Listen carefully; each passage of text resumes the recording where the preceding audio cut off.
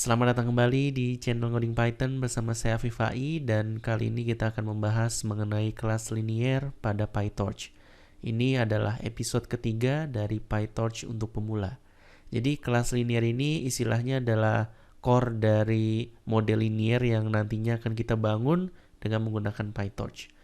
Jadi saya akan coba tunjukkan dulu ide dari kelas linear ini.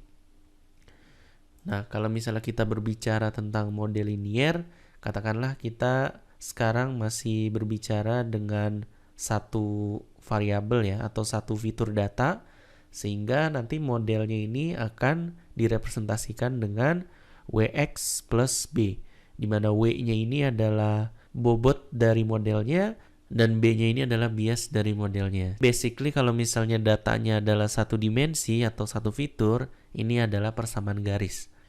Jadi pertama-tama kita coba dulu import torch. Karena ini adalah istilahnya variabel yang bisa di train, maka kita harus pastikan bahwa fungsi-fungsi yang dibuat dari variabel ini bisa terturunkan pada variabel tersebut.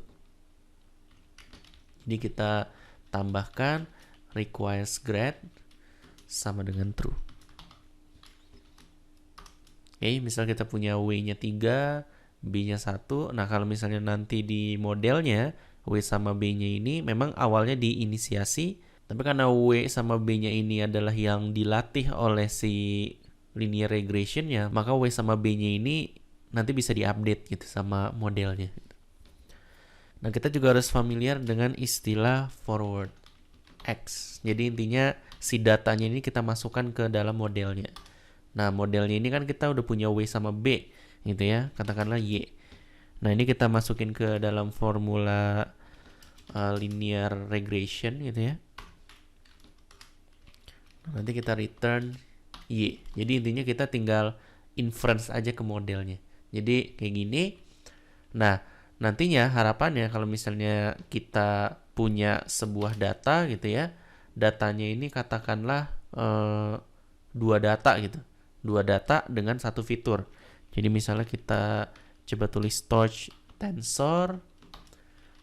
Nah, ini datanya karena satu fitur, jadi ini kita representasikan dalam tensor satu dimensi. Katakanlah data yang pertama 4, data yang kedua adalah 5,5. Ya, jadi datanya ini ada dua, di mana masing-masing datanya ini memiliki satu fitur saja gitu. Jadi nulisnya begini.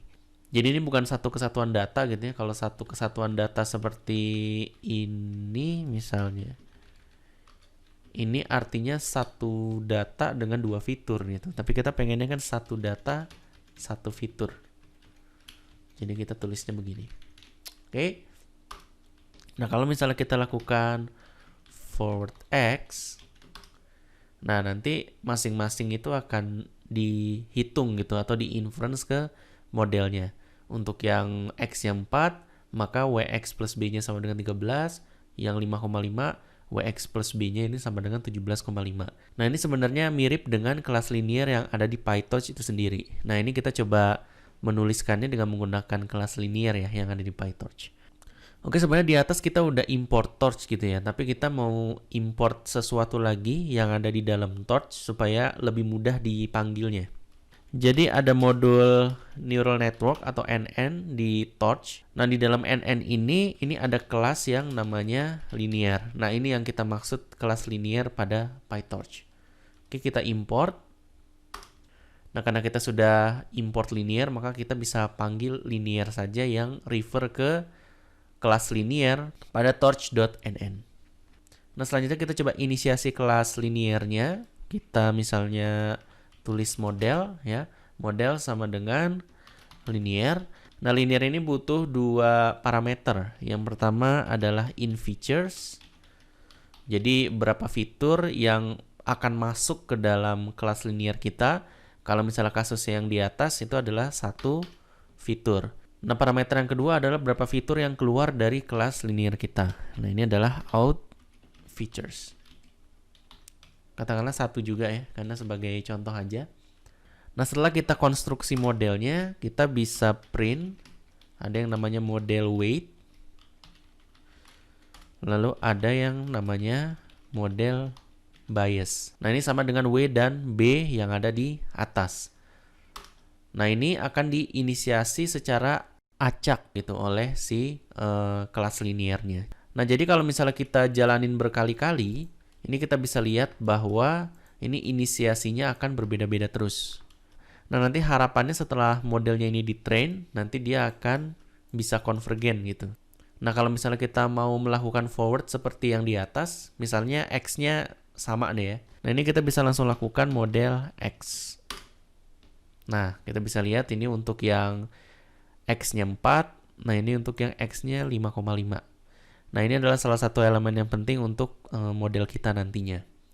Nah, di video selanjutnya kita akan menyiapkan dataset untuk kita gunakan dalam model linear yang akan kita buat. Jangan lupa like, komen, dan share video ini supaya video ini bisa lebih bermanfaat untuk orang banyak. Jangan lupa juga subscribe channel ini untuk membantu channel ini agar terus berkembang. Sampai jumpa di video selanjutnya.